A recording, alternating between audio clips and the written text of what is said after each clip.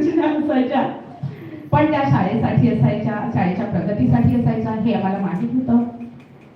त्याच्यानंतर आमच्या प्रत्येक बर्थडेला, शिक्षकांच्या प्रत्येक बर्थडेला त्या आवर्जून घरी आमचा बर्थडे साजरा व्हायचा न व्हायचा किंवा होतो, तो आनंद वेगळा, पण शाळेमध्ये आपल्या मुख्याध्यापिका आपला जेव्हा सत्कार करतात, आपल्याला विश देतात, शुभेच्छा देतात, तो खरंच एक छान अनुभव होता. त्याची कॅडबरी आम्ही नेहमी मिस करू. पुरणपोळी तर मॅडम सुंदर करतात, मऊसूत असते त्यांची पुरणपोळी. पण अजून एक गोष्ट म्हणजे इथे उपस्थित सगळ्यांनाच माहिती असेल, पीठ पेरून केलेली भाजी.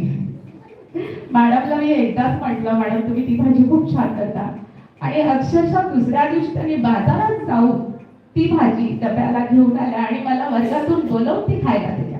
अशा मुख्याध्यापिका लाभणं खरंच भाग्याचं आहे.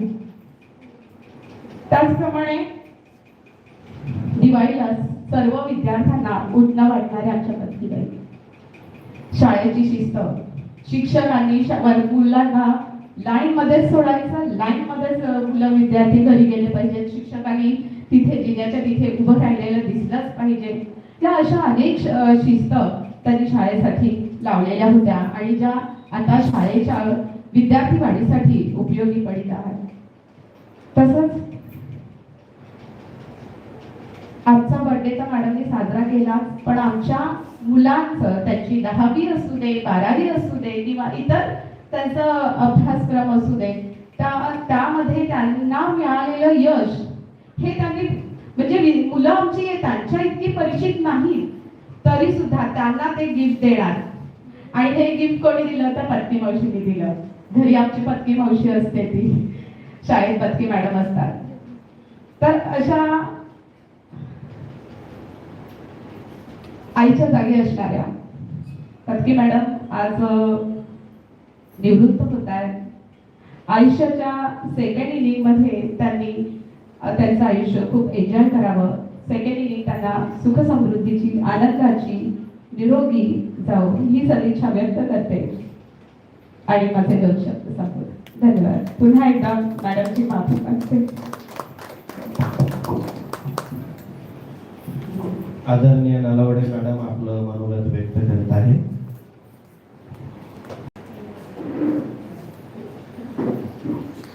सन्माननीय व्यासपीठ आणि आजच्या सत्कारवरती माननीय पत्की मॅडम आणि माझ्या सगळ्या मैत्रिणींना, मला जास्त नाही बोलायचं, पण पत्की मॅडम, माझा पहिला दिवस पत्की मॅडमच्या वर्गाच्या शेजारी, ज्या दिवशी मी 1995ला आम्ही दोघी शेजारी, माडवडे मॅडम त्यावेळेला रजेवर होते बहुतेक, मला वाटतं त्याच्या मुलीचे मुलगी झाली तर.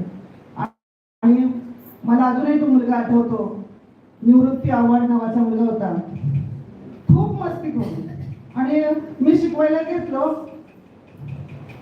काहीतरी मला वाटतं आई पत्राचा झाडा होता तो, शिकवायला घेतलं त्याची मस्त इतर मुलांना घेऊन मस्ती चालली होती. आम्ही नमस्कार मंडळात होतो. मी पण स्वभाव म्हणजे कसा दोन ठेवून द्यायचं, आता काय अगदी मॅडमसमोर सांगणं मला ते, पण आणि त्यावेळेला कोणतेही पालक तक्रार नव्हते करत. आणि मुलगा भारी होता, म्हणजे असं आता त्या अभिनवला आहे तर सगळ्यांना माहिती. आणि मग हो मॅडम बघून गेले म्हणे. पत्की बाईनं म्हटलं हो तो मुलगा असा बोलला.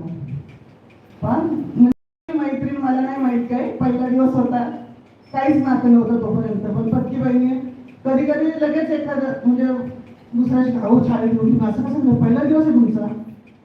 पत्की बाईने आल्या असं दम दिला ना त्या मुलाला, म्हणजे त्या मुलाला पुढे सुधारणा पण झाली.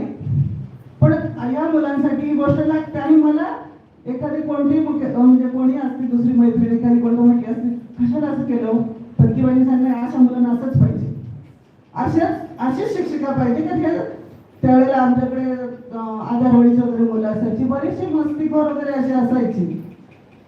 म्हणजे जी सत्य गोष्ट आहे त्याच्या पाठीमागे उभं राहणं हा पत्कीबाईंचा स्वभाव. आणि त्या दिवशी तिथून मी जो गुण घेतला, मी आता आम्ही म्हणजे शिक्षिका म्हणूनच आम्ही एकत्र होतो. मुख्याध्यापिका तुम्ही ज्या मुख्याध्यापक सांगितले, मला अजून एकदा मुख्याध्यापिका म्हणून नाही, आम्ही एक बहीण किंवा शिक्षिका हेच आमचं नाव.